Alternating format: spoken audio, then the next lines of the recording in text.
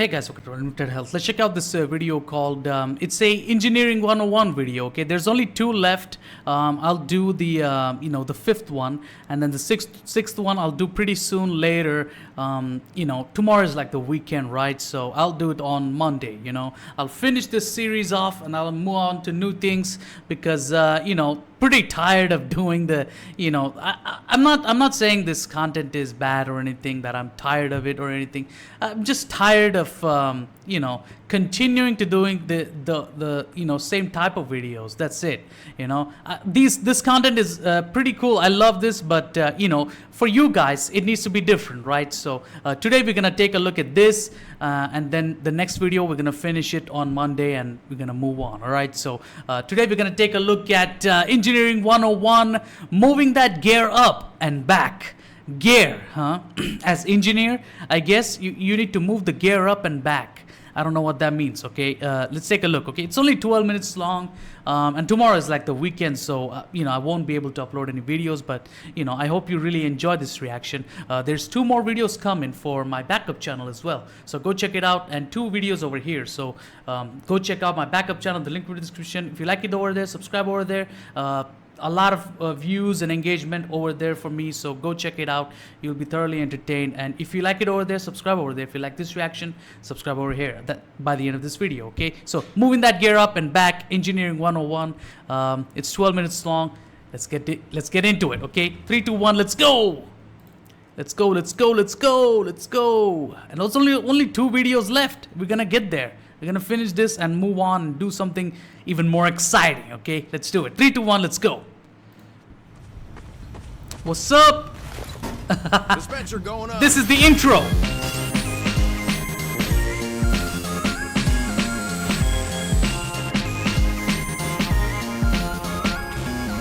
Well, guess that'll do. Well, I guess that'll do. Hey everyone, Uncle Dane back again. Uncle Another Dane. Episode of Engineering 101.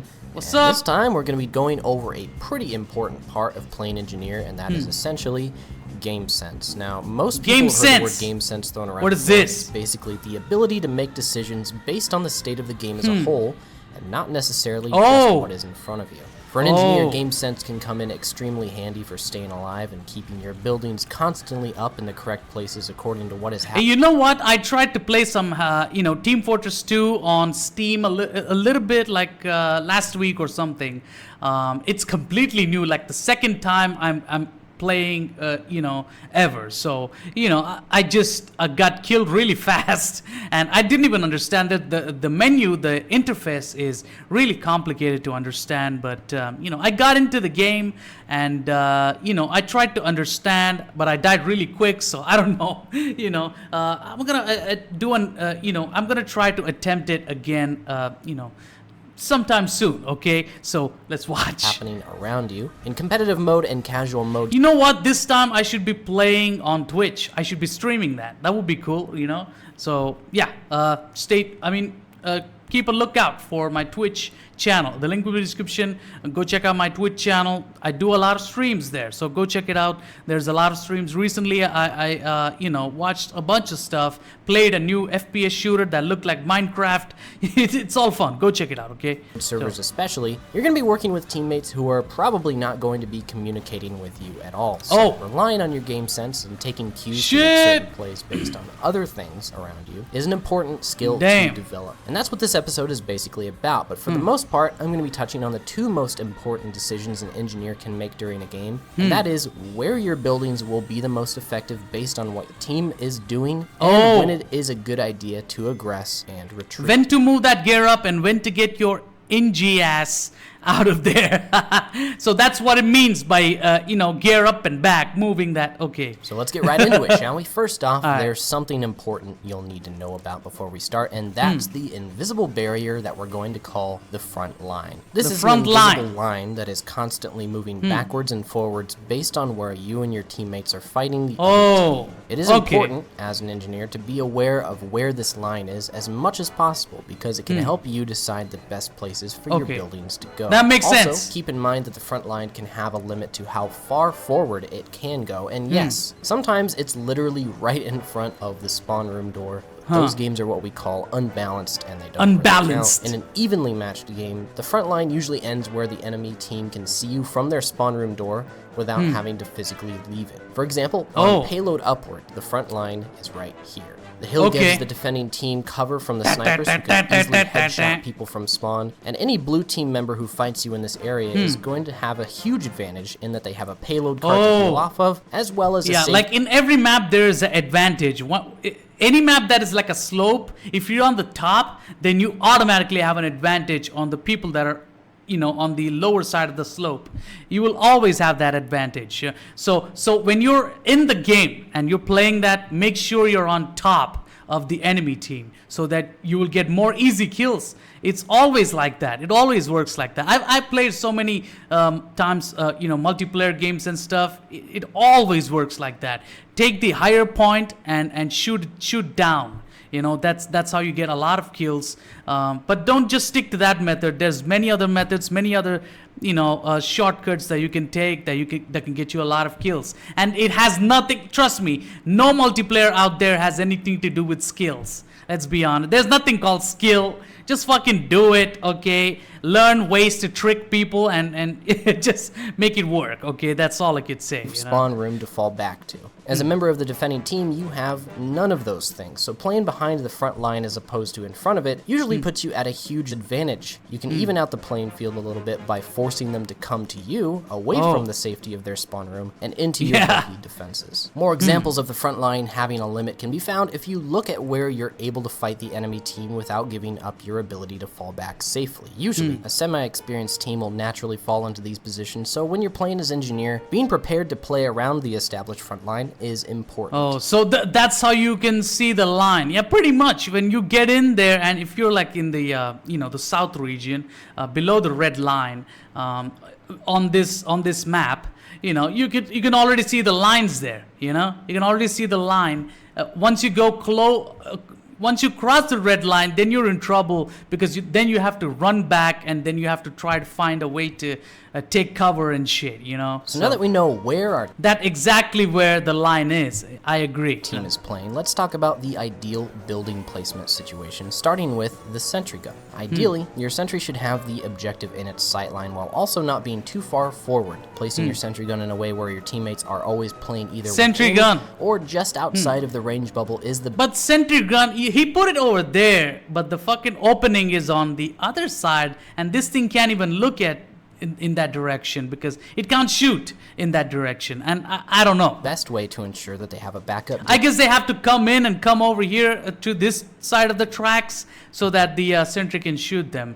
But I think most of the action can happen right at the beginning, opening right there, you know. Damage dealer if things get to be a little too much for them to handle and they have to back up. You'll want to place the gun in a spot where it will take the least amount of damage from a distance while also providing a way to punish enemies who extend just a little too far into your team's holding area. And remember, the biggest counter to a sentry gun is an uber-charged power class, so keeping the gun far enough back in order to make it difficult for the ubered enemies to actually walk up to and damage the sentry while they're invulnerable is a recipe for a great sentry spot. As for dispensers, these buildings are extremely important and should be placed in a safe area where the enemy look at that dude on fire spam at it or the teammates who are going to be using it. So finding a wall or a bit of cover closest to the front lines without also being so far forward that it gets destroyed can be exactly what your team needs to effectively fall back to when they're hurt and then continue to stay in the fight once they're refreshed. It's important to not put the dispenser so far back that it encourages teammates to congregate so far away from the front line that the enemy is able to advance forward, but you also shouldn't place it so far up that you constantly have to repair or rebuild it when the enemy inevitably finds it and destroys it. And remember, the dispenser isn't just for you to use, it's for the team to use. So don't just put it down next to your sentry gun where your team won't be able to use it. Your team needs to use it. The enemy is going to be shooting at your sentry gun, and you don't want your team to be taking collateral damage while they're using a dispenser. So place it far enough forward for your teammates to use it while also allowing yourself to walk over and get metal out of it. Yeah, this is a great place to put it. It's also important to note that placing all of your buildings next to each other in general is a one-way ticket to get everything destroyed by one demo man or a sapper happy spy. So the more you spread out your buildings to protect from singular attacks, the less likely it will be that everything goes down in one simple push from the enemy. Just don't spread everything out not too far because if something gets sapped or damaged, you'll want to be able to walk over and deal with it in time. And the teleporter is the last building to talk about here. It's also the most passively placed building compared to the other two. You'll want to put it in a place somewhere relatively far back from the front lines, but also placed in a way that encourages the user to walk in the right direction when they arrive at the exit. If the enemy can see the teleporter without actively infiltrating the defenses, it's too far forward. If the teleporter is too far back, then it loses its usefulness because it starts to place your teammates in a way that allows the enemy to start pushing forward again. Try and hide the teleporters in a place I know, where right? they won't flank. So teleporter is very crucial because it's the placement of the teleporter will determine your range of success. If you place it too far back, then the fucking team is gonna spawn there, and the enemies are gonna come to your fucking side and then defeat you.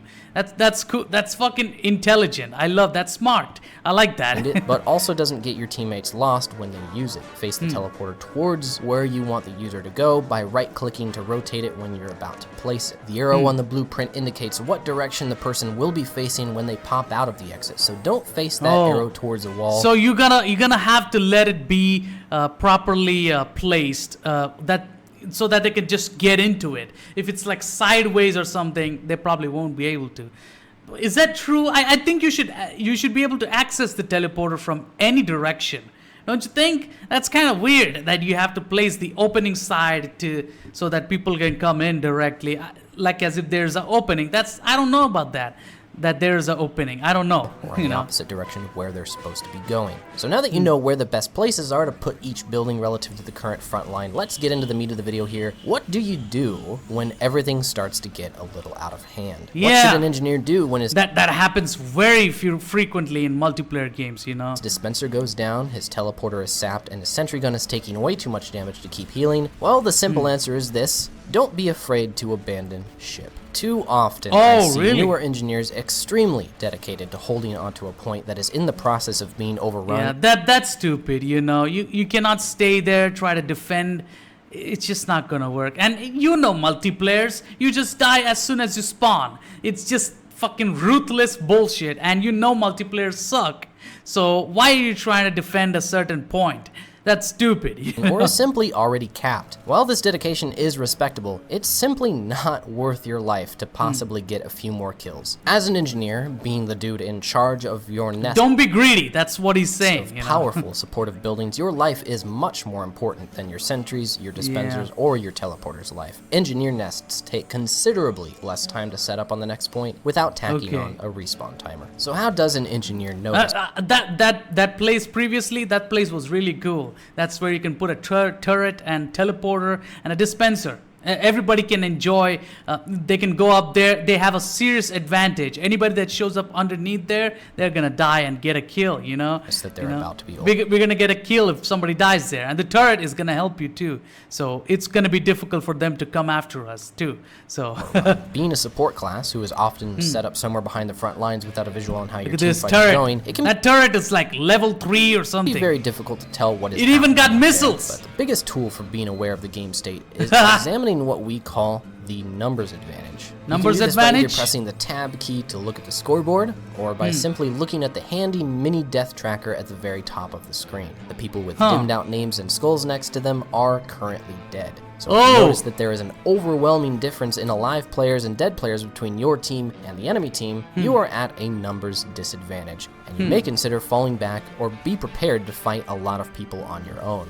Generally, if you look at the scoreboard and see that the enemy team has a numbers advantage, you should be prepared to play very defensively, or if you believe that it will be simply too much to handle by yourself, fall back to the next point where you will be supported by your respawning teammates. This numbers advantage rule of thumb can be applied to pretty much any class, including the Battle Engineer subclass. Every class can be powerful if the situation is in their favor, but being outnumbered or facing a class that counters your current strategy is never an ideal situation. So falling back is a legitimate strategy that will allow you to be much stronger when you face that same enemy again, because you can choose to fight with your team to even the playing field instead of purposefully taking a fight that you can't win. An important skill in TF2 is the ability to recognize when you are at a disadvantage and making plays based on that. Obviously. For an engineer, any 2 versus 1 encounter where you don't have a sentry gun to back it's all about dodging the problems, okay? All about dodging the bullets, save your life first, and then you can fix things and make things better. Don't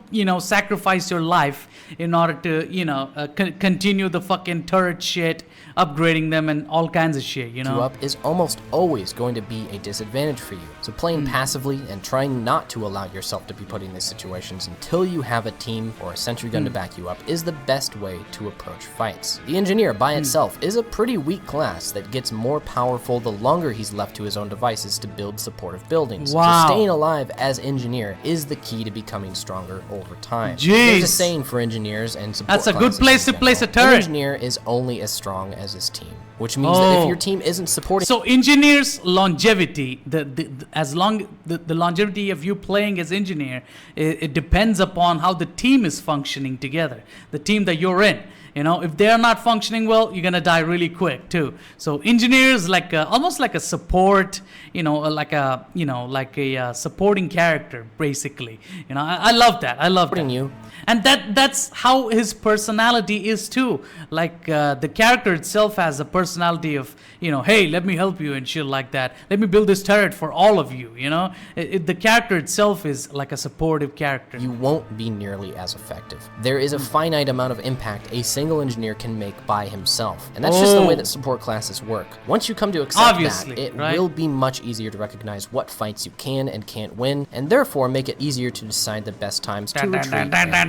Another great indicator for when you should fall back is if your sentry gun goes down. Now, in this instance, you shouldn't simply give up and go to the next point just because you lose one building, but the sentry gun is important for keeping people away from your squishy, weak NG body, so if you're caught in a situation without one, you should try your best to stay out of harm's way until you can safely build another one. Falling back only a few feet away behind a wall where your sentry gun can't be actively fired at while you construct it is the best way to rebuild without constantly being attacked. You can easily gauge whether it's safe to move the gun back into a more effective position by checking the scoreboard, or by simply peeking back out to see if your team has won the battle and you can return the sentry to its more effective position. Now, falling back is important for the longevity of your life and making the most out of your time on the battlefield, but the second part of taking advantage of the numbers difference between teams is knowing when it's a good idea to move that gear up. As we discussed earlier, buildings are only effective when they're placed in a way where your team can take advantage of them from the front lines, and in offensive situations, being active with moving your buildings to where the fighting is happening is extremely important. On offense, the front line is ideally moving forward at a consistent pace with small pauses where fights happen and offensive pushes are prepared. So as an engineer, you need to be proactive about responding to successful pushes and moving your gear forward with your team. The most important building for offense is the teleporter.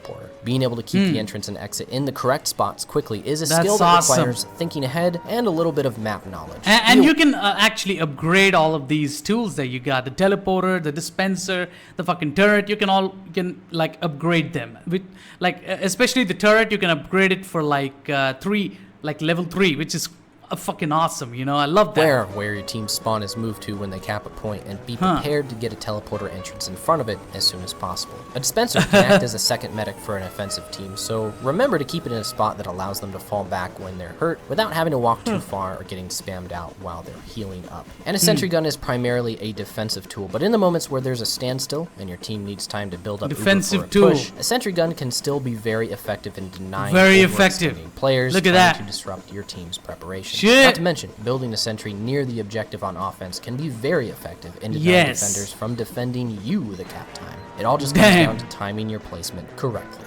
Excellent sentry placement. Overall, the knowledge of what to do in Somebody really said that? can be obtained by looking at the scoreboard or recognizing when you can or can't take a fight. And it can improve your game sense and make you a better engineer. But the most important step towards getting good at these things is acceptance. Realizing that the engineer is certainly not the strongest class in the game, and that it's definitely not intended to be a class that racks up a ton of easy kills is an important thing to consider. That makes sense. Because in the end, an engineer is only as strong as his team. And when your team isn't around, you need to be able to make decisions that can affect the outcome better than if you were to just go down with the ship and be dead when you could be rebuilding. So practice walking away. There's absolutely no shame in retreating when you're at a disadvantage. In fact, it's often an extremely skillful play to make, given that you are actively keeping your team supported along the way. So thanks so much for watching. I hope you learned something. I love that. I will talk to you, nieces and I really nephews, like that. next time. Bye-bye. Cool stuff.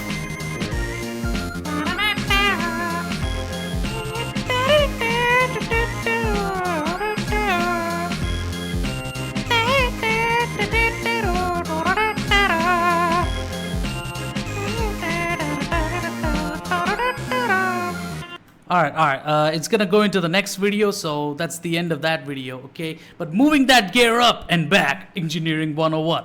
I like engineering character. I really like that character. You know, there's obviously like Demo Man is the OPest.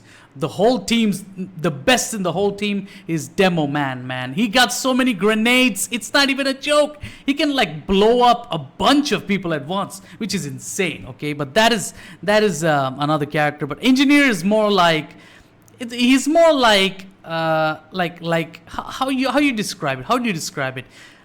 Defeating with technology, you know, it's like building something and let your creations take care of the rest of the game. You know, it's like that. So pretty cool. I love Engineer. Okay, so and this is like you know, how to use the gear, where to place the fucking portal or you know, the turret and all of those things. Pretty cool video. And there's only one more video left. It's called Tools of the Trade, Engineering 101. And it's the last one in the whole series, and we're gonna get to that on Monday. But tomorrow is like the weekend, so I won't be able to upload any videos. But you know, instead I'm gonna upload this and, you know, 3 more reactions, 2 reactions on here in this channel. This is my main channel. This will upload like 2 to 3 videos a day, 2 videos here for now and 2 videos over my backup channel. Okay, so go check it out. The link in the description. Go check it out. There's a lot of awesome reactions, a lot of engagement, a lot of views. You know, go check it out. And if you like it over there, subscribe over there. If you like this reaction,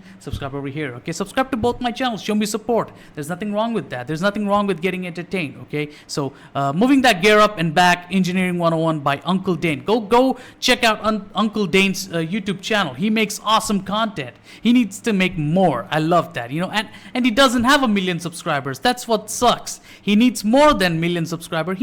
I think he needs like 1.5 million subscribers at least. Okay, so go give him show him some love, give him some subscribes, and you know, if you find it in your heart, subscribe to both my channels. Show me support. Okay, so yeah, and if you have any videos that you want me to react to, please type down in the comment section. I'll note it down and react to it. I'll even say your name. Okay, so yeah, that's it for this reaction. Please make sure to subscribe to both my channels, and tomorrow I won't be able to upload any videos, so stay tuned for Monday. I will definitely come back, and we're also gonna do a live stream and fucking rock that shit up. Okay, so please enjoy the weekend too. Enjoy the weekend with your family. Enjoy time with your cousins, nephews, whoever they are, the whole family. You know, don't be tiresome. Don't be tired of them. Don't ignore them because they're annoying or whatever. Don't be like that. Just be with them. Spend time with them, give them some love, show them that you care, and they will feel loved and they will feel like you're there. What else do I need? You know, that's the feeling that you should give as a big man in the house. Okay, so yeah, please make sure to subscribe to both my channels, and I'll see you guys later. Goodbye.